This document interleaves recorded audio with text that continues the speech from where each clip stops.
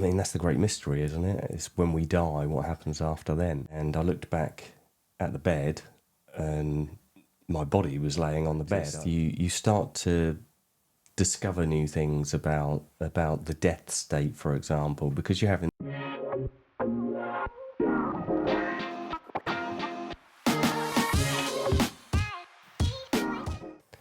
Well, I started having these experiences when I was 16. The first one I had, I was sat on the end of my bed. I was still school age, and I was getting ready for school. I was getting dressed, sat on the end of the bed, and I remember looking over to the window, and in front of the window I had a weights bench there, like a multi-gym, and I had some plants on there, sat on there, and they were all rode up, and I'd actually got rid of them a few days before. I'd actually broken them at the stem, and I thought, that's really strange. How are they still actually there on this weights bench? And I couldn't come up with any rational explanation. And then suddenly it was just like a dawning came over me. This can't be waking reality. So with that, suddenly everything became ultra bright, like HD, like someone just switched on the HD switch, and bright sunshine sort of shone through the window, and I just remember floating up off of the bed, and I was sort of floating around like a spaceman in zero gravity, floating around my bedroom, and I looked back at the bed, and my body was laying on the bed. I was just laid on the bed in front of me, and I had no frame of reference for this type of experience at all, and I thought, well, this is really strange after a while, and I thought maybe I've died or something like that. So I thought I need to try and, although it was interesting and fun flying around the room, I thought I need to try and get back in there just in case I've died or something. So I laid back down on top of my body and sort of just shook myself, and eventually I ended up coming back in, and then I sat up in the bed and I was like, whoa. And that was like a real sort of turning point. From there, I kind of thought there's got to be a way I could possibly get back to that type of experience, So following that, I had... There used to be a bookshop in Southampton, a spiritual bookshop called Stellar Gateway. And I used to go down there and have a look at the books and stuff like that, the things that I was interested in. And I went in there shortly after I'd had that experience, and they had a magazine in there. It was called Kindred Spirit. I think they still publish it. And I found an article in there. It was about Lucid Dreaming by Stephen LaBerge. And I read it, and I thought, God, that sounds just like the experience I just had. And LaBerge, he had a book out at the time, a couple of books out. One of them's called Exploring the World of Lucid Dreaming, and I think that's still a fantastic book on the topic. And I bought that, and I started reading through that, and he's got loads of various techniques in there and stuff for trying to induce the experiences. So I started practicing what was in the book, and eventually, not long after, I had an experience where I was following the instructions in there. It was basically about switching back on the rational aspect of your mind to be able to recognise things when they're out of place in dreams and that sort of thing. And this time I was sort of going down the stairs in my house where I lived at the time. I went down the stairs and went to the hallway, and as I headed for the front door, just as I got to the front door just to open it, I just noticed that the latch was just slightly different on there. So I opened the latch, and as I opened the latch I realised I was dreaming. It must be a dream. And we had like a brick built porch just outside the door, and as I opened the door it suddenly became filled with this bright, sort of really bright heavenly light, and I was propelled into the air, and I was just sort of like stuck maybe 3 feet off the ground in the air with my sort of arms out to the side, and I just remember saying, I'm dreaming, I'm dreaming, I'm dreaming. And I was real sort of, I had an ecstatic feeling about it. And as I was calling out, I'm dreaming, I eventually woke myself up, physically mouthing those words as well. So that was the start of the whole thing. Yeah, so I started to try and induce those experiences more and more. And it starts off by learning to try and switch back on the logical aspect of your mind when you go to sleep. So the things you don't normally question. I mean, we don't normally ever question our state. So we don't normally ask ourselves, are we awake or are we asleep? Am I dreaming or anything like that throughout the day? I mean, why would we? Because we just sort of are in this state and we realise that that's what it is. And, we don't ever question anything. So building in that habit to question your state, question your reality was the first step, really.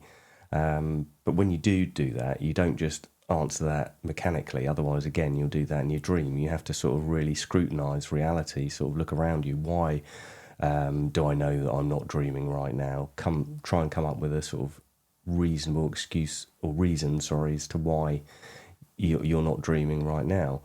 And that's actually strangely harder to do than you would think. I mean, if you ask yourself that right now, am I dreaming or awake? You'll easily come to the conclusion, oh, I'm awake. But how do you know you are? What is the thing that is telling you that you are awake in this state? Because what you do come to realise as you practice this stuff is that the realities that you enter and the spaces you move into, they feel just as real as this one. And quite often, again, a strange concept to get across if you haven't had them, but sometimes they feel more real than real. And that's a difficult one to crack. So there's certain things you can do in there that you can't do here, such as, you could lift off the ground and float for a little while. You certainly can't do that here, but if you jumped and then stayed there for a little while longer, perhaps that would mean it was a dream. There's other things you can do, like looking at digital clocks and reading, and those sorts of things are quite difficult. They're not impossible, but sometimes if you read something like a paragraph, the wording seems to sort of jumble and stuff like that. And that's not like, I know that's a limitation perhaps in the respect that was something that LaBerge had, but I know people have had it where they can actually read in there. But as a general rule, those sorts of things that are quite detailed and small, they tend to be more difficult to keep solid in a static space. So those sort of things can be useful to check whether you're dreaming or not. But it's also just to, once you do realise that you're dreaming or not dreaming, you're awake in physical reality or whatever, is to try and make it feel very much like it is a dream. So you try and carry on as though this reality is a dream and just have that sort of feeling about it. And it brings about more lucidity and more awareness here, which carries over when you move into the lucid dream state. Why would someone want to learn how to do this? Well, for me, I always think that if these states are available to us, why wouldn't you want to learn how to access them? Because these are obviously natural states of consciousness that we can access. It's like a forgotten talent or something, like a forgotten ability that we've got. We've got so caught up in materiality of the physical world, and it's so overpowering that we think that it's all there is. And that's not the case. There is the other realities that are accessible to us where we can be very much alive, very much awake, very much aware, that aren't this particular tuning station. We're like a radio receiver. We can be tuned to different stations and we can be listening to another channel. We don't have to be in this one. And all the mysteries of life, of spirituality, they're all related to the fact that we can, when we die, something will happen, something else will happen. We will operate beyond the body. One of the biggest lessons I've learned from having these types of experiences is it gives you the knowledge, the inner knowing that there is something else and there's your consciousness, although we innately know anyway, I think, because hence the reason there's so many religions in the world and people's beliefs in the afterlife and whatever else. It gives you a knowing that you do actually exist beyond the physical body, beyond this world, so that, that's the great mystery, isn't it? It's when we die, what happens after then? And, having that knowledge that you can operate without the body is something that I think is in a strange way, very much life affirming to know that we can carry on and we are actually something more than just the meat suit we wear throughout this physical life, you know? So I think that's probably the greatest lesson that one can gain from it, is that there is life beyond this reality, and that we can carry on and explore deeper and navigate deeper into that space and find out more of what we truly are beyond humanity. Yeah, so interacting with the deceased is something that it's actually quite a common experience in out of body state. Once one is in that physical or non-physical environment, you quite often come across people. It's almost like I felt like, the deeper I went with the practice, the more I became kind of like a beacon almost. It's as though you're, you glow up in some way in there. I don't know. They know where to come or whatever. I'm not sure, but it's sort of like the more I did it, the more I became sort of. I was given or addressed as a sort of had a kind of like a steward sort of role. I was helping people. I didn't particularly go in search of that. It was just something that happened, and you'd get presented with people that you automatically knew were deceased. Some of them I knew, and some of them I didn't know. So I've had interaction with them, and it's, it sounds sometimes to people a bit woo-woo, but it's really not. It's totally a normal thing. It's not like you're a psychic or something like that, and you're tuning in to the voices and you're listening to your spirit guide or some sort of stuff like that. It's really not like that. When you have these interactions with people in out-of-body experiences and lucid dreams, where you're interacting with them, you're just having a face-to-face conversation as if they're just sat right in front of you. There's none of this sensing things and all of that. You're just having a chat with them, just like you would with anyone here in the physical world. So having that accessibility to people who you know or have been close to who've died, and being able to still have those interactions with them, is something that is quite an amazing thing. So as one moves forward with this type of practice, you start to discover new things about the death state, for example, because you're having these interactions with people who have passed over, who've died. You start to get to know what the makeup of those spaces are that we move into, because it's the same basic space as you move into when you move out of body. There's certain things that you come to realize, they just become, standard knowledge. And when we get up out of our body, for example, we don't just leave ourselves behind and become some sort of angel. We get up out of our body and we are just who we are. So we've got the same thoughts, the same hang-ups, the same everything, the same thought processes. You still love the same things, you still dislike the same things, you're exactly the same person.